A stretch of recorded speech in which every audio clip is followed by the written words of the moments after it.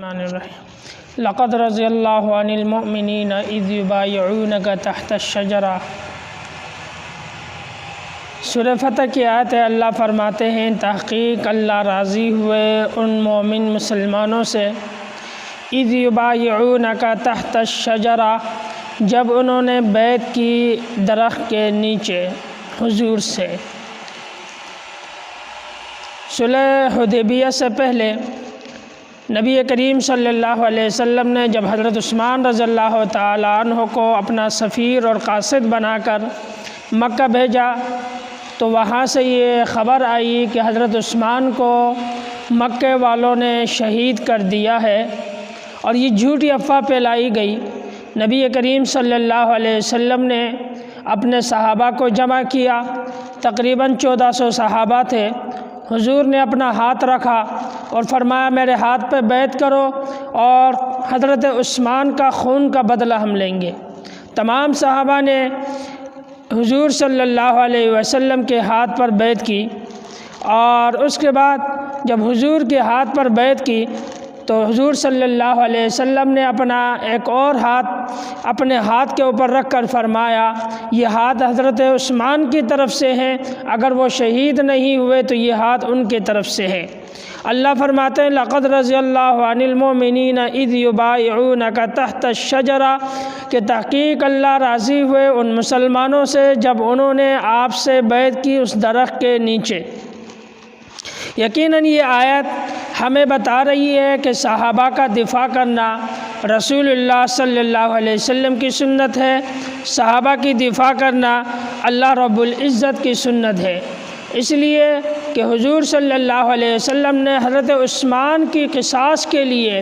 1400 صحابہ سے بیعت کروائی، آؤ میرے ساتھ مل کے حضرت عثمان کا قصاص لے لو۔ اور اسی طرح اللہ نے بھی حضرت عثمان رضی اللہ تعالیٰ عنہ کے معاملے میں حضور کی بیعت کو اتنا پسند کیا کہ قرآن میں اس کا حصہ بنا دیا اور جگہ بنا دیا۔ اس وقت ہمیں بھی اس بات کی ضرورت ہے کہ ہم لوگ کھل کر صحابہ کرام کی دفاع کریں اور ان کی حمایت میں اور ان کے دفاع میں میدان میں اتریں۔ ہمارے اس وقت کے جو ایک ممبر ہیں اسمبلی کے مولانا عبدالاکبر چترالی صاحب نے، اللہ انہیں جزائے خیر دے پوری امت کی طرف سے، انہوں نے ایک بل پیش کیا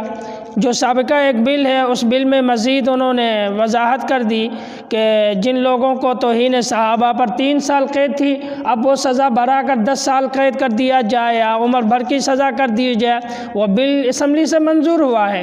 ہم دعا گو ہے اللہ تعالیٰ اس بل کو مزید اور جگہوں سے بھی منظور کروا دے، اور یہ تو ابتدائی مراحل ہے، اللہ اس کو انتہائی مراحل تک پہنچا دے۔ لیکن جب سے یہ بل پاس ہوا ہے اور پیش ہوا ہے تو اس وقت سے اعدائے صحابہ اور دشمنان صحابہ کے صفوں میں جو کھلبلی مچی ہوئی ہے اور جو ماتم بپا ہے اور جو پریشانی ہے وہ آپ حضرات کے سامنے ہے۔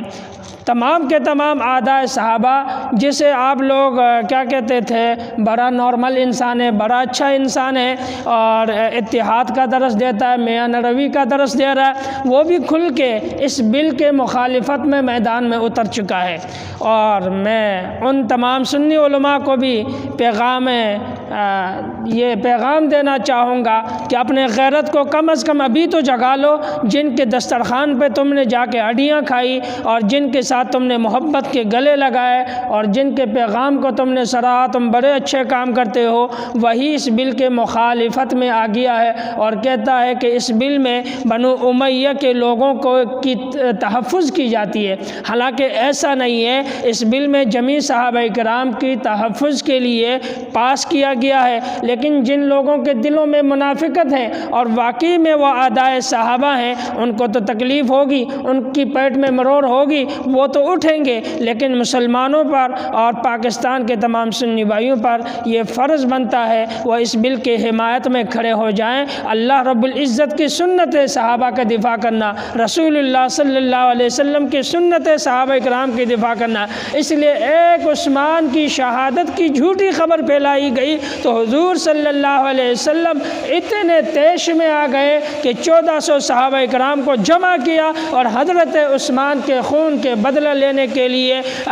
بیعت کروائی، اور تمام کے تمام صحابہ نے حضرت عثمان کے قصاص کے لیے حضور کے ہاتھ پر بیعت کی، اگرچہ وہ خبر بعد میں جھوٹی نکلی۔ پھر اس کے بعد بہت سارے معاہدے ہوئے، وہ آپ حضرات کے سامنے ہیں۔